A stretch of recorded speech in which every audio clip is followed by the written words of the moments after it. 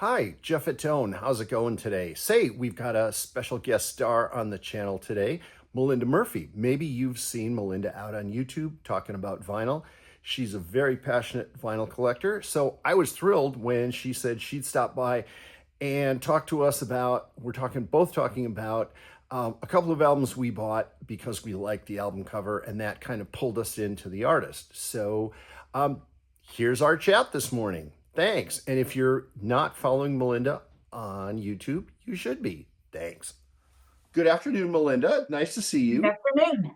And, I just would like to tell all of our readers, first of all, that it was pretty exciting to find Melinda. And I urge you all to go find her channel out on YouTube. As you can see from the background, she is a very passionate record collector. So, Melinda, we decided we would chat about two or three records that we found that you were just flipping through the bins and you thought, this is cool artwork. I'm just going to take a chance on this. Yes. I'm gonna let you go first with your first choice. Okay. Well, with this one, I think it's kind of an obvious one. If you know this album, it's In the Court of the Crimson King by King Crimson. And the story behind this was I was first starting to buy vinyl records, and my husband and we were in this little town that had a lot of antique stores. And one of the antique stores was actually just this old, dilapidated barn. We were very nervous, thinking the upstairs could collapse at any time, but we went up there anyway because there's records up there and I had to look. And I saw a really bad looking copy of this record. I had never seen it before. It was in too poor of condition to take home with me, but I never forgot what the album cover looked like. Face, yeah. And I ran into it, someone talking about it in a vinyl video. So then I knew and remembered the name of it and the title. And I listened to it while cleaning house. I just looked it up on my phone and just thought, wow, this is a really great record. I love that 21st Century's Schizoid Man. I thought that was cool. And That then was the rest of it's just probably cool prog.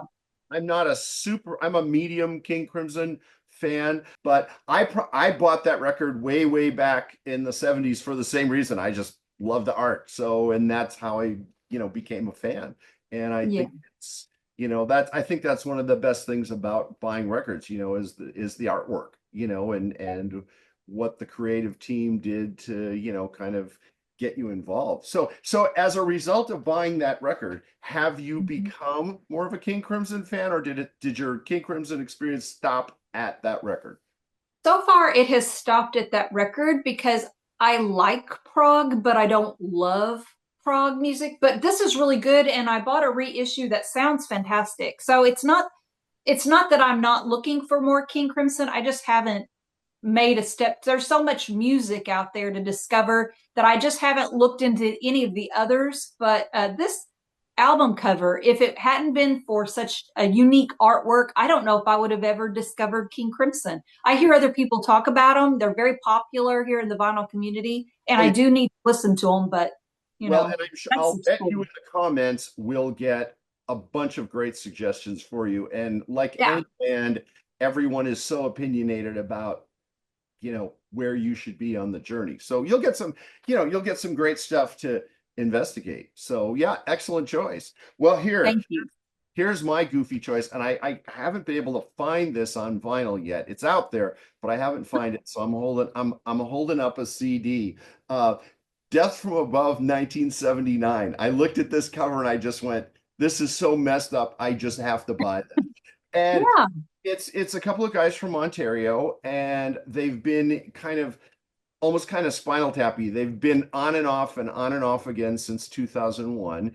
It's really kind of a hard driving punk-ish record, and it's just it's catchy. It really and like you, I haven't seeked out, because this particular disc is kind of a compilation and some remixes and some B-sides. So Mhm. it's not like their first record or anything. So, but it got me excited, and I think I have one more of their records on vinyl, and I think it's lost where that Brand X record is lost. Because Oh.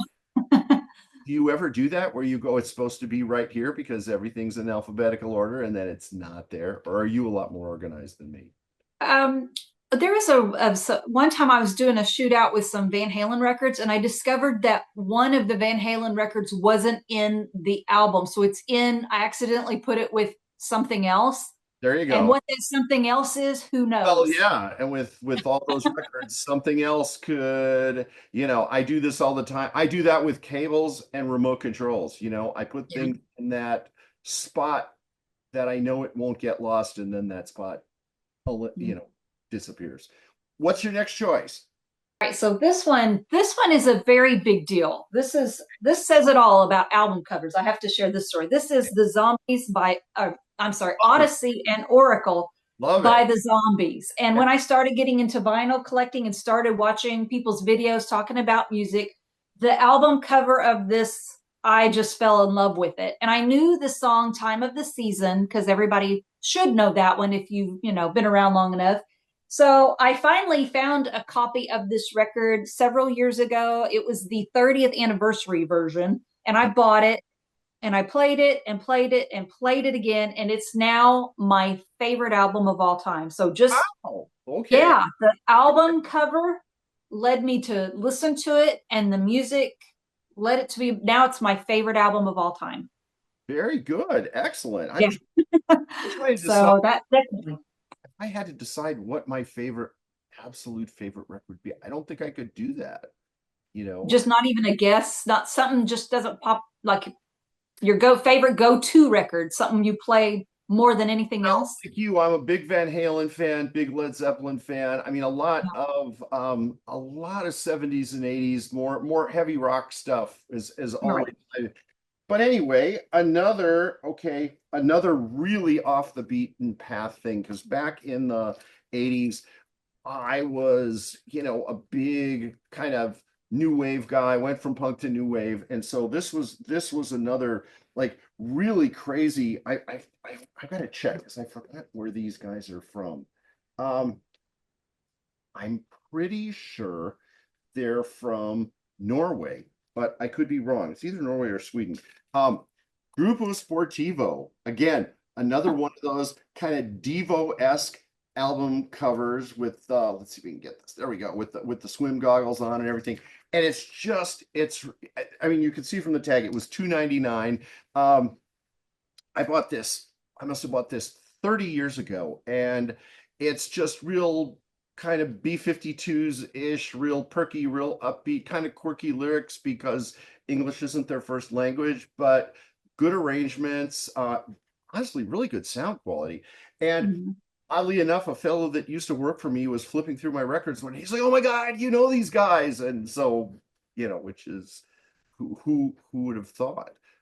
Yeah. So, but yeah, that's one of those records. It's like, hey, I haven't heard this in a year. It's time to put this on. It's always a good feel good record. Just kind of cute, perky, new wavy, kind of thing. So. So is that an expensive record to acquire, or is it just a matter of Oh finding one? no! If you could find one, they remain $3. It's Oh, okay. definitely worth the $3. And Yeah. so yeah, and then that's kind of funny too, because some of those records that aren't quite collector status records, you can still find a lot of. I mean, you've talked about this a lot on your channel. I mean, there's still a lot of great stuff that you can find that isn't crazy money.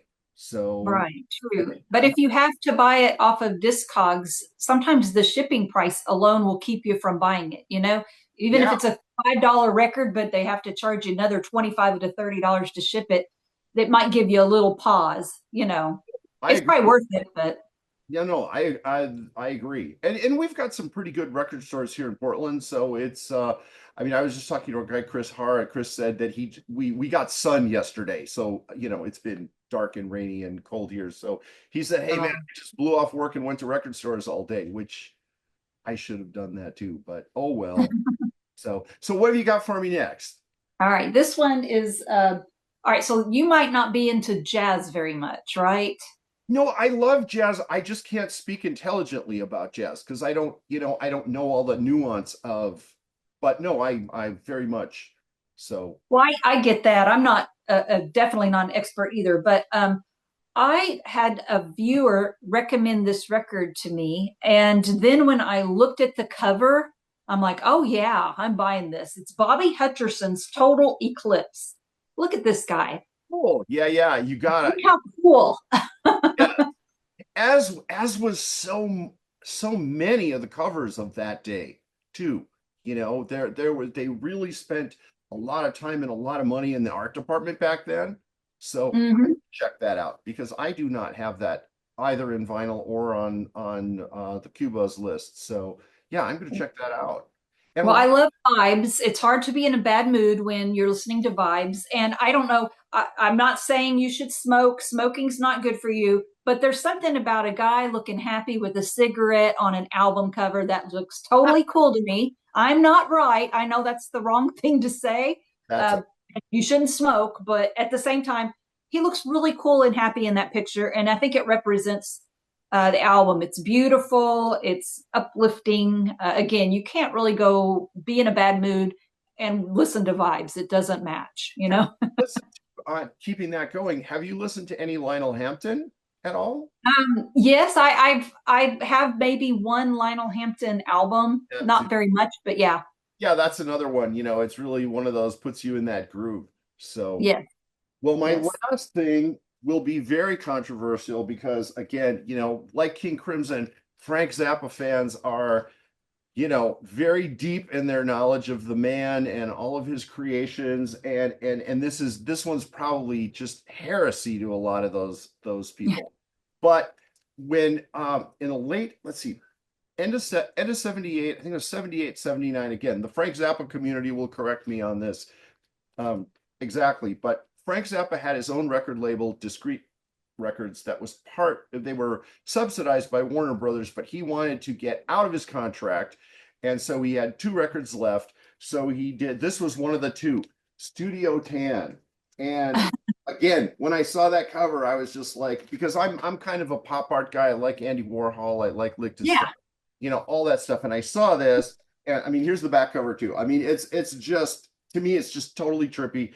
And Mm. it ended up my oldest friend, we used to listen to this. We put it on a cassette and we used to listen to this in the car, cruising around all the time. The first side is a whole track, Gregory Peccary, The Adventures of Gregory Peccary. And it's it's just real wacky, real Frank Zappa, real out there. And I know he kind of looked at this is fulfilling a contract, but Yeah. this is a go-to that I always get a kick out of. And in springtime, there's side two, there's a track called Let Me Take You to the Beach. And Oh, it's really, again, it's kind of silly, kind of almost it's probably as new wave as Frank Zappa ever got. And so I mean he's got such a wide catalog, and stuff is still coming out after his passing even now. But it was one of those I would have never ever, you know, I would have never found this otherwise. And it was a cutout, so I think I paid 89 cents for this back when I oh, bought it. And it's still, this is another one, it's like $2. So but it's very well recorded. It's kind of a fun record to listen to speakers to with, because it's got all these little trippy little sound effects. It almost sounds like a movie soundtrack. So so do you think he thinks of it as kind of a throwaway album because he was just trying to fulfill a contract, or did that he really put a lot of effort in it?